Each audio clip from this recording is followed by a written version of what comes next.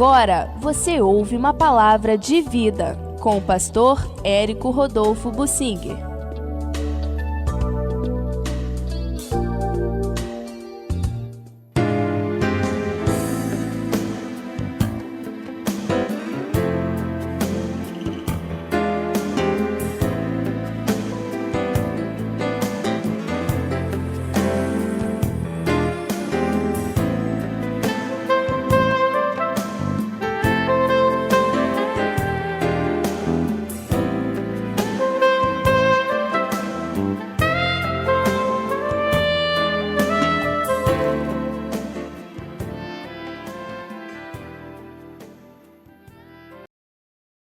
Eu quero falar sobre motivos, valores e atitudes do Balaão, um homem bem destacado na Bíblia e que deixou exemplo e raízes. Inclusive, ele é lembrado lá no livro de Apocalipse e não parou por aí. O espírito dele vem até nossos dias. Afinal de contas, quem foi o Balaão e por que ele é mencionado assim, analisado e destacado nas páginas da Bíblia? Ele era uma pessoa que morava lá na Mesopotâmia, de onde o Abraão tinha saído, uma região onde o mundo foi criado. O Jardim do Éden estava ali, na Mesopotâmia. E ali o Balaão estava. Havia um certo conhecimento hereditário de Deus naquele lugar. E o Abraão tinha alguma instrução, mas havia muita mistura religiosa também. Por isso Deus o tirou de lá para levá-lo para uma terra prometida. E toda a história de Abraão acontece assim, saindo lá de Ur dos caldeus e peregrinando por Harã, que é a Síria, depois ele vai para Israel, que era a terra de Canaã. O Balaão era daquela região, mas seus trabalhos religiosos ganharam fama e ele foi conhecido bem longe. Por exemplo, lá em Moabe, falaram dele para o rei Balaque. A semelhança de nomes é mera coincidência. Balaão e Balaque é mera coincidência. O Balaão era conhecido não como profeta, mas como um adivinho, agoureiro, uma pessoa que fazia encantamentos. E a gente sabe que esses encantamentos, agouros e mandingas e todos esses trabalhos de feitiçaria não movem o braço de Deus, porém de demônios, com a permissão de Deus. Tudo isso só acontece com a permissão de Deus, mas através da permissão dada por Deus a demônios de agirem. Os demônios podem agir em âmbito restrito na vida daquelas pessoas que os buscam, e Deus deixa isso de propósito, para testar o coração das pessoas. E o Balaão conhecia bem a Deus e também sabia fazer os trabalhos dele de encantamento, pelo que ele cobrava. Ele fazia muitos trabalhos que davam certo.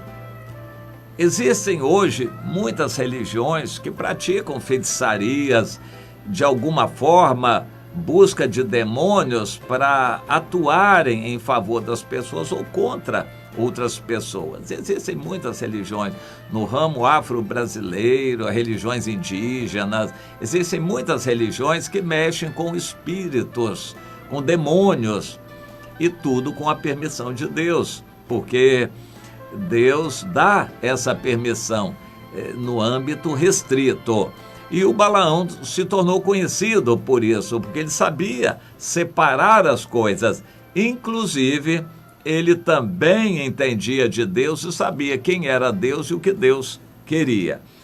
Quando ele foi chamado, interessante, quando ele foi chamado, É claro que ele esperava receber muito dinheiro do rei, um rei chamando para dar consultas, e ele receberia muito dinheiro. Eu conheci uma irmã, de vez em quando nos ouve, que é de origem suíça, mas que ia à África lidar com demônios, e ela era conhecida como uma feiticeira que fazia trabalhos em benefício de políticos. Inclusive, ela já recebeu a visita para consultar em favor do presidente da França, e políticos importantes iam a ela. No Brasil, ex-presidentes recentes, praticamente todos, consultavam pais de santo, tipo João de Deus, guias espíritas, ex-presidentes da República do Brasil, praticamente todos eles, os recentes, consultavam demônios através de guias espirituais, feiticeiros, pai de santo, etc. Consta que no Supremo Tribunal Federal, a maioria dos ministros atuais do Supremo Tribunal Federal consultam demônios através desses guias. Isso é conhecido, fora o que não é conhecido. Essa atividade antiga, e o Balaão cobrava bem por isto, e ele atendia essas pessoas que iam procurar por ele. Quando ele soube que o rei Balaque mandou uma comitiva para contratá-lo, ele ficou muito contente com aquilo e esperava ganhar muito dinheiro. Porém, interessante, ele sabia ouvir a voz de Deus também. Deus se colocou diante dele e falou, ele conversou com Deus. Interessante, o Balaão conversava com Deus. Por que ele não perguntou a Deus o que era a coisa mais importante que ele podia fazer? Como ele podia fazer para a salvação? Ele mesmo dá testemunho, depois que ele recebeu profecias de Deus a respeito daquele povo que ele queria amaldiçoar, ele tentou oferecer os sacrifícios a demônios para que houvesse uma maldição. Porém, ele, sabendo que o maior de todos é Deus, ele queria pedir a permissão de Deus para amaldiçoar aquele povo. E Deus revelou a ele 3 vezes que aquele povo era abençoado e não adiantava querer amaldiçoá-lo. Logo da primeira vez, o Balaão então disse para o Balaque o que era um desejo dele. Olha, este é um povo que habita só, não será reputado entre as nações, vai ser exaltado, e o meu desejo é morrer a morte deles, e o meu fim também seja como deles, que eu morra como um justo. Então, ele tinha a ideia da justiça de Deus, tinha a ideia do caminho do bem e do mal, ele desejava escolher o caminho do bem, o que ele esperava um dia fazer. Porém, no dia a dia, ele ainda queria aproveitar o dinheiro da terra, a fama, a glória, as coisas que este mundo pode dar. Isso é uma luta típica de crentes. Um assunto que dá muito ibope, sucesso entre os crentes é a escatologia. Quando será a segunda vinda? Quando o arrebatamento? É muito crente que quer saber. Não é para eles se santificarem, é para saber quanto tempo eles têm para aproveitar o mundo até se prepararem para a volta de Jesus.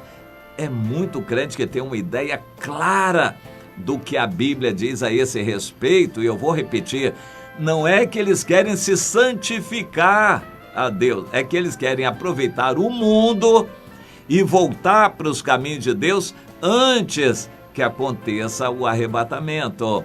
E alguns estão aventando hipóteses de haver salvação durante a grande tribulação, para o caso de, se eles ficarem no arrebatamento, como eles vão ter chance ainda depois de serem salvos.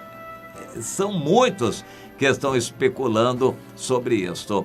É mais ou menos o caminho do Balaão, esperteza religiosa. Ele não quer se consagrar a Deus, se dedicar ao Senhor, santificar a vida, evangelizar, ganhar almas. Ele não quer isso não.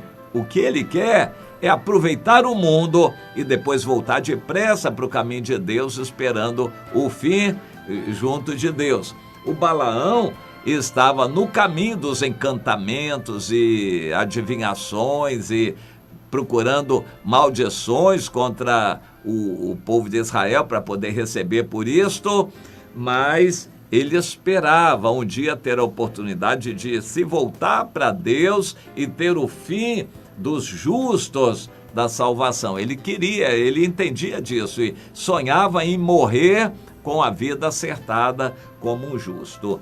Mas isso não aconteceu. Agora é interessante que ele teve oportunidades durante o caminho. Ele viu o anjo de Deus se colocar como adversário e ele disse: então, Senhor, se o Senhor não quer, eu volto.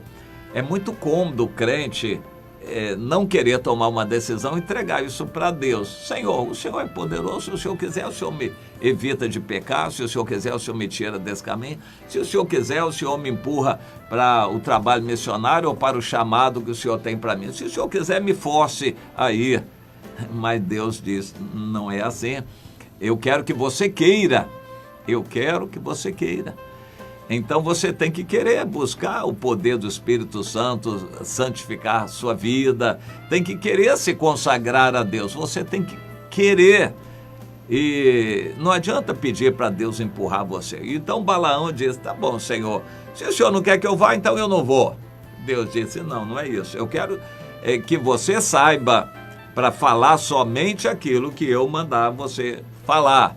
Você pode ir, mas vai falar somente o que eu disser para falar. O Balaão já tinha conhecimento de Deus suficiente para ter medo de Deus. Não sabemos se esse medo, esse temor o levava a alguma atitude boa, provavelmente não, mas ele sabia quem era Deus e tinha medo de Deus. Entre o mundo dos espíritos, os demônios, nesses lugares onde eles buscam demônios, eles conhecem bem a Deus. Eles não querem briga com Deus ali, não mesmo. Eles se afastam de Deus e o que eles querem é que Deus não interfira, não atrapalhe aquela busca por interesses junto aos demônios, mas eles sabem quem é Deus. O Balaão sabia quem era Deus, tinha medo de Deus, mas ele não queria consagrar a vida e andar no caminho de Deus. Ele queria aproveitar a vida, ganhar dinheiro aqui na terra, tendo a liberdade de ouvir a voz de Deus quando interessasse e de acender uma vela para o diabo quando fosse mais conveniente, ou seja, fazer as mandingas, os encantamentos, né, os trabalhos aí de esquina quando interessa. Então há pessoas que estão misturadas, eles gostam do mundo, mas também sabem onde buscar a Deus. De vez em quando vão na igreja para buscar a Deus, depois eles voltam para o mundo para aproveitar o mundo. Isto é caminho de Balaão. Minha irmã, se você está andando nesse caminho, se arrependa enquanto é tempo. Meu irmão, se você identificar alguma coisa aqui semelhante na sua vida, saiba que isso vai gerar em você condenação terrível. O fim do Balaão foi terrível. Ele foi morto à espada por ordem de Moisés, porque já era conhecido.